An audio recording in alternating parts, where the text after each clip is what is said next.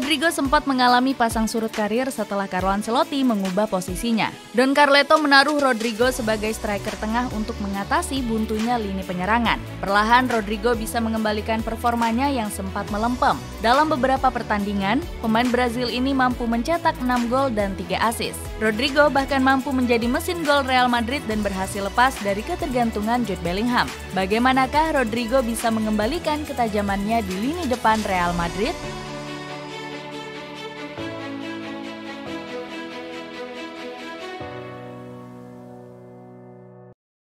Kembalinya insting tajam Rodrigo. Rodrigo Goes sempat dijerat performa buruk di awal musim ini. Pemain asal Brazil ini hanya mencatat 1 gol dalam 12 laga pertama La Liga. Dirinya terakhir kali mengemas gol saat membobol gawang Athletic Bilbao di pekan pertama. Namun Rodrigo kini semakin tajam dalam 5 laga terakhir Real Madrid. Kebangkitannya dimulai pada jornada ke-13 La Liga melawan Valencia. Rodrigo menyumbang brace yang membawa El Real menghancurkan Los C dengan skor 5-1. Pemain kelahiran Osasco ini kembali menyumbang gol saat melawan Cadiz. Rodrigo menari-nari di lini pertahanan Los Piratas sebelum melepas tendangan keras berbuah gol di menit 14. Dirinya kembali mencetak gol kedua dengan mengelabui 4 pemain Cadiz di menit 64. Melawan Granda, Rodrigo kembali mencetak 1 gol untuk memperpanjang tren positifnya. Bukan hanya semakin tajam, sang pemain juga bermain efektif di lini depan. Rodrigo hanya membutuhkan 6 shoot on target untuk menyarangkan 5 gol dalam 3 laga terakhir. Padahal dirinya sempat membuang banyak peluang di depan gawang lawan. Dalam 12 laga awal musim, Rodrigo hanya mengemas sebiji gol dari 10 shoot on target. Bahkan sang pemain sempat diprediksi bakal absen melawan Cadiz. Lutut Rodrigo mengalami cedera ringan usai melakoni kualifikasi Piala Dunia bersama timnas Brazil. Namun sang pemain memilih untuk tetap tampil hingga mampu bermain impresif. Tak hanya di La Liga, Rodrigo juga membuktikan ketajamannya di kompetisi teratas benua biru. Dirinya berhasil melesatkan 3 gol dalam 3 laga terakhirnya di Liga Champions. Dalam beberapa musim terakhir, Rodrigo jadi sosok andalan Real Madrid di Liga Champions. Dirinya membawa El Real menang atas Chelsea di leg kedua perempat final musim 2021-2022. Los Blancos yang bertandang ke Stamford Bridge tertinggal 3 gol hingga menit 75.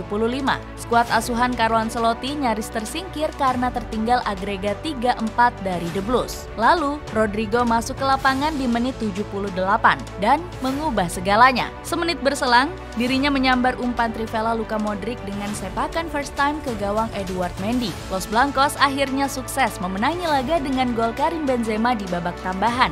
Rodrigo kembali tampil heroik di leg kedua babak semifinal melawan Manchester City. Don Carleto memuji kiprah Rodrigo yang mulai produktif di Liga Champions musim ini. Salah satunya ketika sang pemain mencetak gol ke gawang SC Braga di laga ketiga fase grup.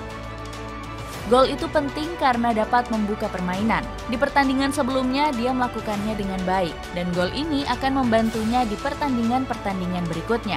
Rodrigo berterima kasih pada sosok sang pelatih yang terus memberinya dukungan. Pelukan itu sebagai ucapan terima kasih kepada Ancelotti. Ketika Anda sedang berada dalam momen yang terbaik, saat itulah Anda melihat siapa orang sebenarnya. Aku sedang tidak berada dalam momen yang bagus dan dia selalu ada untukku. Saya mencetak gol dan saya harus merayakan bersamanya, tegas Rodrigo.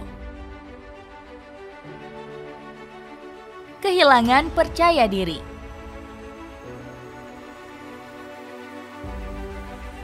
Sebelum kembali produktif, mental Rodrigo sempat anjlok hingga dilanda frustrasi. Sejak musim lalu, insting gol Rodrigo menumpul dari pekan 10 hingga pekan 26 La Liga. Dirinya kembali mengalami paceklik gol dari pekan kedua hingga pekan 12 La Liga musim ini. Padahal, Rodrigo melepas jumlah shoot terbanyak di skuad Real Madrid dengan total 34 shots. Dirinya sampai harus meminta maaf kepada para penggemar El Real. Segala sesuatunya tidak selalu berjalan sesuai harapan saya, tetapi dedikasi dan kerja keras untuk membantu tim ini tidak akan pernah berkurang, kata Rodrigo. Carlo Ancelotti sendiri tetap mendukung dan memaklumi turunnya produktivitas sang bomber. Bahkan saat Rodrigo tampil buruk melawan Osasuna, sang pelatih tetap memberi apresiasi. Dia baru mendapat peluang mencetak gol pada menit ke-75. Rodrigo tampil apik saat diberi kesempatan bermain. Dia masuk ke lapangan karena saya ingin memainkan pemain yang lebih segar, dengan karakteristik yang berbeda, ujar Ancelotti. Don Carleto kembali menyemangati sang sang pemain usai laga melawan Sevilla. Rodrigo yang tampil sebagai starter bermain buruk hingga mendapat rating 5,9 dari SofaScore. Namun etos kerjanya di lapangan tak luput dari sorotan positif Ancelotti. Menurut saya, Rodrigo adalah salah satu pemain terbaik di laga ini, jika bukan yang terbaik. Dirinya punya 2 atau 3 peluang terbuka. Pergerakannya ciamik, namun dia tidak mencetak gol. Namun itu bukan masalah, ujar Ancelotti.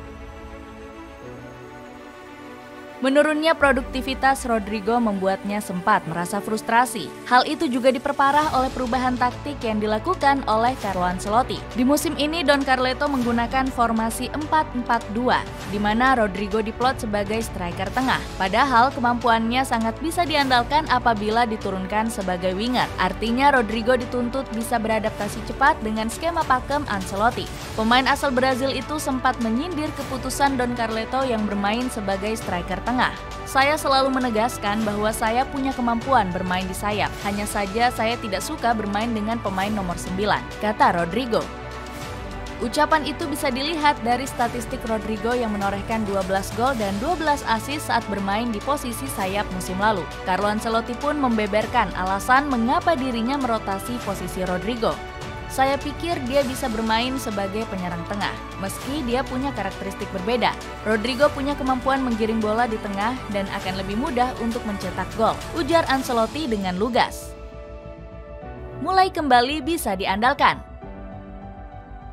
Keyakinan Ancelotti benar-benar terbukti saat Rodrigo perlahan mulai bisa diandalkan. Cederanya Vinicius Junior menjadi salah satu faktor Rodrigo menjadi tumpuan lini serang Los Blancos. Mantan pemain Flamengo ini menderita cedera hamstring serius pada laga menghadapi Cadiz di pekan 14 La Liga. Vinicius diperkirakan akan pulih pada awal Februari tahun depan. Inkonsistennya performa Joselu sebagai striker murni juga menjadi faktor kegemilangan Rodrigo. Penyerang asal Spanyol itu tampil melempem dan selalu gagal menjalankan tugasnya. Suburnya Rodrigo belakangan ini juga membuat Real Madrid tidak harus bergantung dengan Jude Bellingham.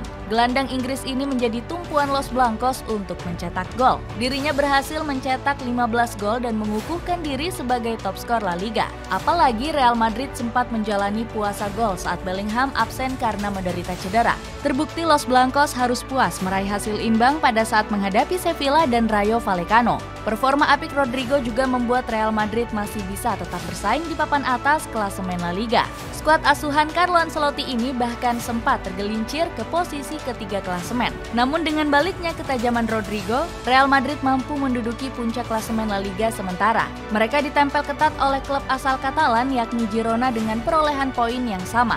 Imbas dari performa Rodrigo ini juga berdampak terhadap performa Real Madrid di Liga Champions. Dirinya berhasil membawa El Real mengamankan tiket ke babak 16 besar Liga Champions di musim ini. Dengan kembalinya performa Rodrigo di lini serang Los Blancos, akankah dia bisa tampil konsisten dan membawa Real Madrid juara di akhir musim?